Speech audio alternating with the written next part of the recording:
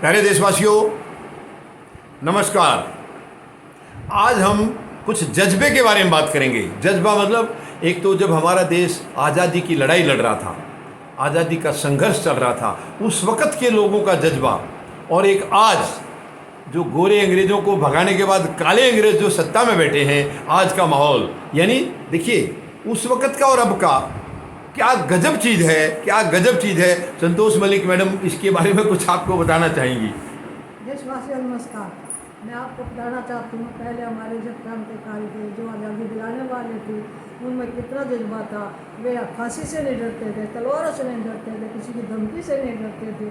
और आज के जो हमारे राजनेता हैं, जो संतंत्र है, उस टाइम तो गुलाम थे।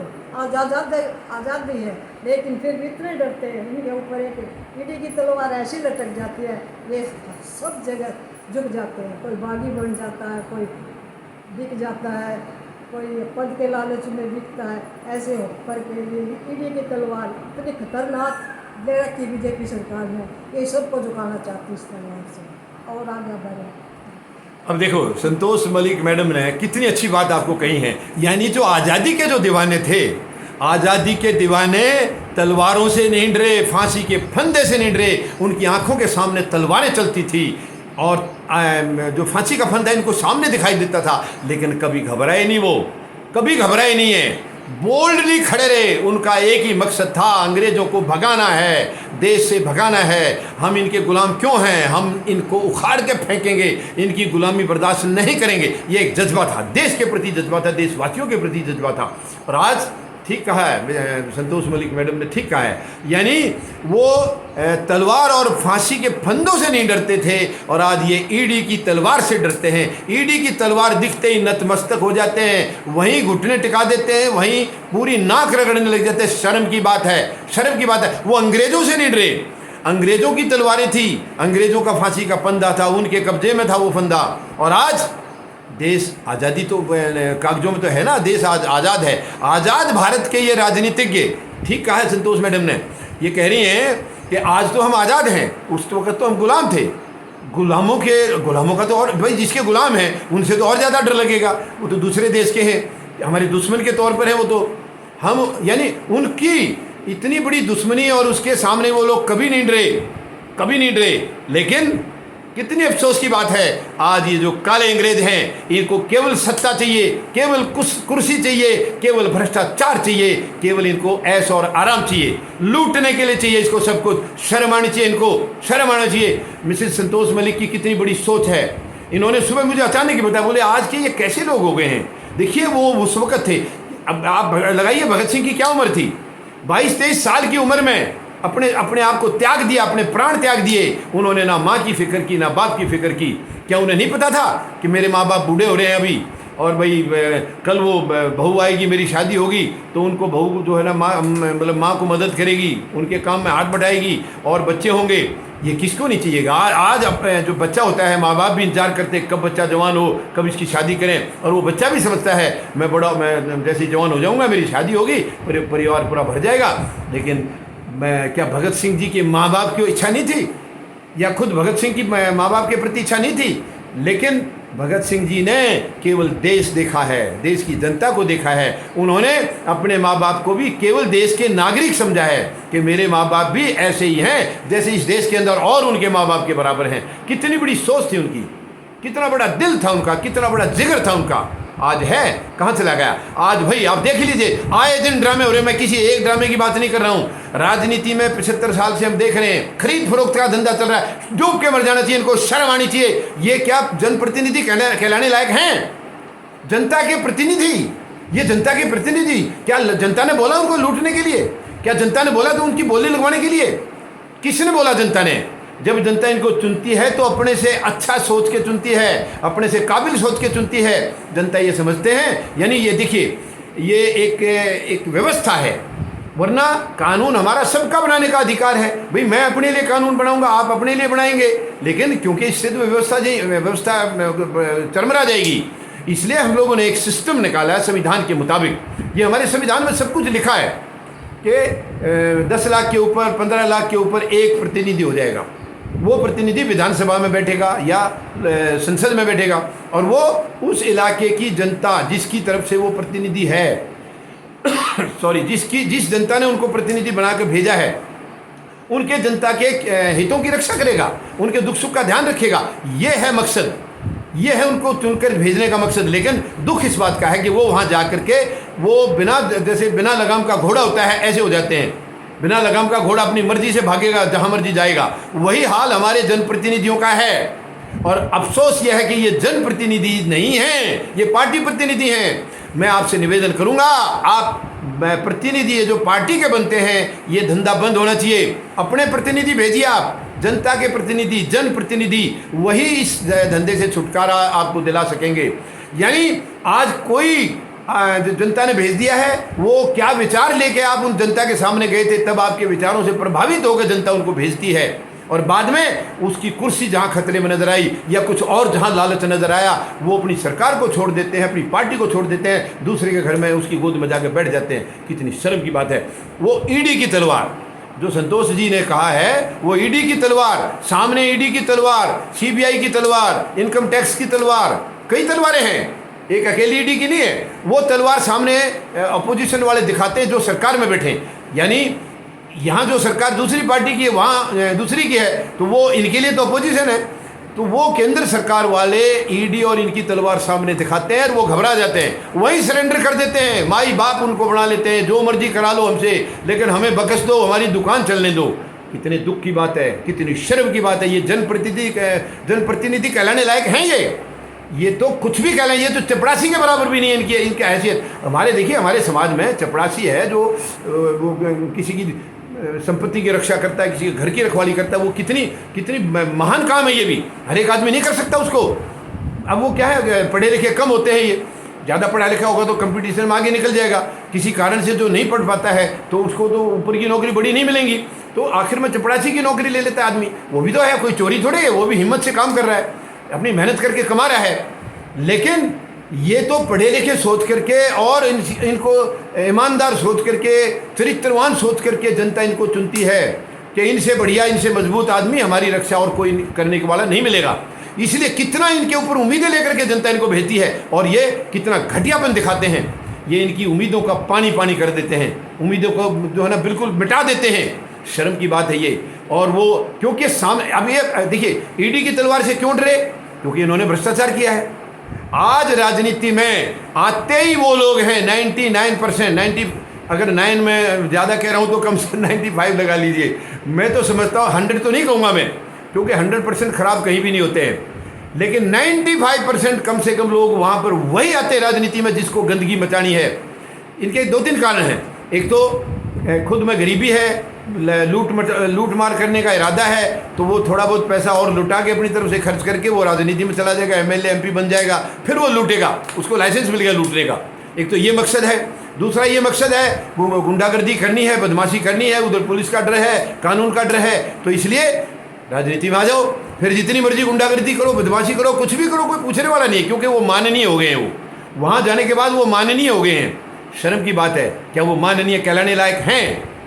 जो आदमी सबसे घटिया किस्म की अपने विचार रखते हो, जो इतना घटिया उनकी मानसिकता हो, वो माननीय कहलाएंगे? समाज में तो एक से एक दिग्गज आदमी बैठे हैं। देखिए, जो एमएलए एमपी बन के जाते हैं, और उन एमपीओ में से मंत्री भी बनते हैं, एमएलए में से भी मंत्री बनते हैं, और देश के अंदर एक से एक साइंसदान बैठा है, एक से एक इंजीनियर बैठा है, कितना बड़ा दर्जा है उनका, कितना बड़ा ओहदा है उनका, वो भी इनके नीचे आता है, क्योंकि ये देश के मंत्री हैं, वो भी इनके नीचे आ रहा है। कितनी शर्म की बात है। और ये भ्रष्टाचार फैला रहे हैं, ये लूटमार फैला रहे हैं। ये कहाँ का न्याय है? कहाँ का न्याय है ये बहुत ही गंदी मानसिकता है। इसे बदलना होगा। और मैं आप सबसे निवेदन करता हूँ, आप ऐसे प्रतिनिधि चुनिए जो तलवार क्या उनके सामने कुछ भी आ जाए। जब हमारे आज़ादी के दीवानों को देख करके अगर हमारा खून नहीं खोला तो हमारे लिए डूब बनने की बात है, शर्म की बात है। वो जो अपने हमारे कल को सुरक्षित करने के लिए अपने आज को मिटा के चले गए, अपने घर को परिवार को, माँ बाप को छोड़ गए, अपने पूरे भाई बहनों को सबको छोड़ के चले गए, केवल हमारे लिए, हम सब के लिए, देशवासियों के लिए। उन्होंने अपने परिवार को अपना नहीं माना, उन्होंने पूरे देश को अपना माना था, पूरे देश को अपना परिवार माना था। वरना आज कौन किसके लिए? आप एक छोटी सी सुई भी आदमी नहीं चुभाएगा अपने अंदर, शरीर के अंदर, किसी और के लिए। अगर कोई ये कहे कि उस आदमी का भला हो जाएगा, मैं तुम्हें एक सुई लगा देता हूँ, नहीं लगवाएगा वो, कि उसके लिए मैं क्यों लगवाऊँ। लेकिन वो धन्य हैं, उनकी माताएं धन्य हैं जिन्होंने ऐसी ऐसी हैसियतों को जन्म दिया था। गर्व है, मैं नमन करता हूँ ऐसी माताओं को, नमन करता हूँ।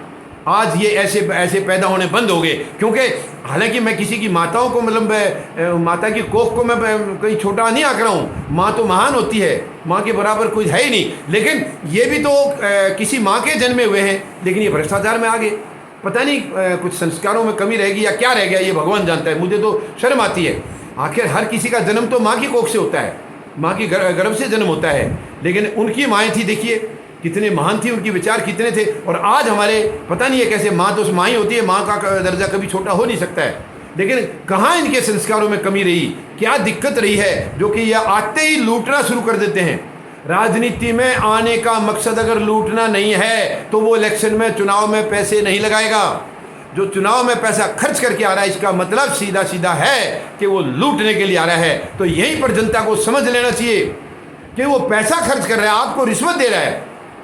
पहले टिकट का पैसा लगा के आता है, फिर जनता को रिश्वत देता है। तो यहाँ जनता क्यों पागल बन जाती है, क्यों मूर्ख बन जाती है, क्यों नहीं समझते हैं कि आज हमें पैसा दे रहा है तो कहाँ से दे रहा है, ये कल लूटेगा और आपके अधिकारों को ख़त्म करेगा। ये आपके अधिकारों को बिल्कुल लूट लेगा, कुछ नहीं देगा आपको, क्योंकि आपने उसको लाइसेंस दे दिया। आपने जरा से चंद लालच में आकर के 1000-2000 रुपये के लिए लालच में आकर के, या 5000-10,000 के लालच में आके आपने उसको 5 साल का लूटने का एक अधिकार दे दिया। और वो 5 साल लूटेगा, आपको भी लूटेगा, पूरे देश को और प्रदेश को लूटेगा। तो ये हमें बहुत गंभीरता से विचार करना होगा। हमें याद करना होगा उनको महान शहीदों को जो इस देश को आज़ाद करा के गए थे, जिन्होंने अंग्रेज़ों को भगाया था, उनको याद करना होगा। उनको याद करके, और ये वर्तमान में जो काले अंग्रेज बैठे हैं, इनकी शक्ल देखो कि ये कहाँ खड़े हैं, उनके सामने ये कहाँ खड़े हैं। तो मैं आपसे निवेदन करता हूँ, कभी भी मत उन महान शहीदों को मत भूलिए, उन महान शहीदों को मत भूलिए जिन्होंने अंग्रेजों को भगाया था यहाँ से, जिनकी वजह से आज हम कागजों में आज़ाद हैं, ज़मीन पर आज़ाद नहीं हैं हम। वो तो करा गए, उनके भी आज खून के आंसू निकल रहे हैं। आज उनके खून के आंसू निकल रहे थे, वो हालात देखते हैं। तो क्या हम ऐसे लोगों को, ऐसी मानसिकता के लोगों को हम देश का सत्ता का अधिकार देकर आ गए? आज वो भी रो रहे हैं, खून के आंसू रो रहे हैं वो। ये शर्म की बात है।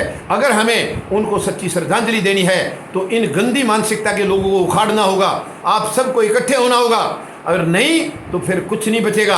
आप अपने आप को, अपने परिवार को, अपने समाज को बर्बाद कर रहे हैं अगर आप इनकी खिलाफत नहीं करेंगे, क्योंकि ये घटिया लोग हैं, घटिया मानसिकता है। और घटिया लोगों को जितना जल्दी सत्ता से बेदखल किया जाएगा, उतना ही ये देश बचेगा, ये देश मजबूत होगा।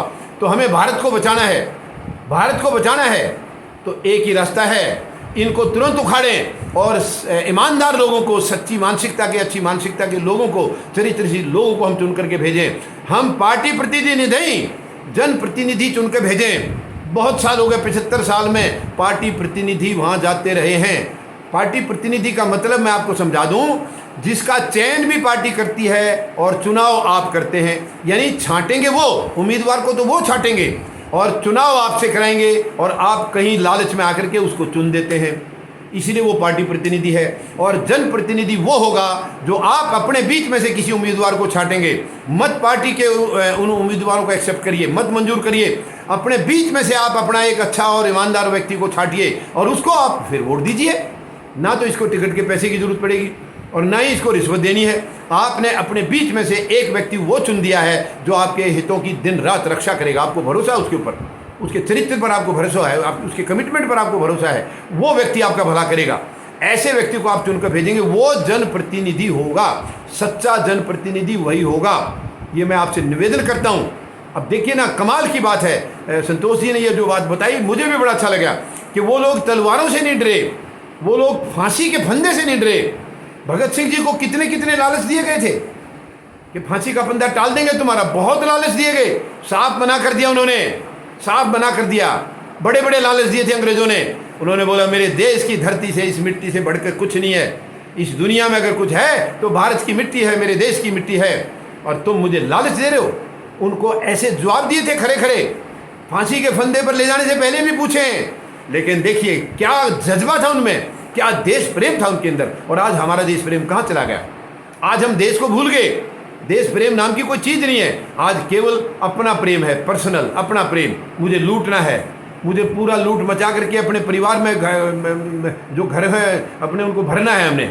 कितनी कहाँ लेके जाएंगे इसको, कहाँ ले जाएंगे नाजायज दौलत को। लेकिन आज यही कर रहा है, सब यही कर रहे हैं। तो मैं आपसे निवेदन करूँगा, आपसे अपील करूँगा, आप एक बार कुछ भी करने से पहले, किसी को वोट देने से पहले उन महान शहीदों की आंखों में आंख डाल करके एक बार ज़रूर देख लीजिए, उनके जज्बे की तरफ आप ज़रूर देख लीजिए कि वो क्या थे और आज क्या हैं।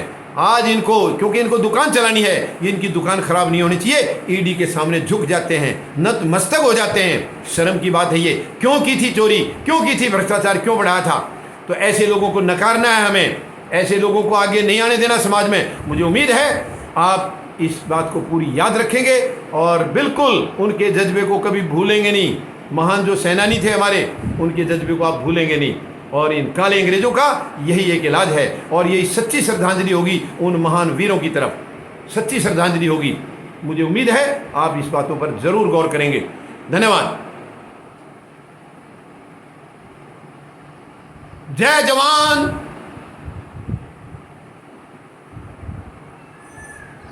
जय किसान,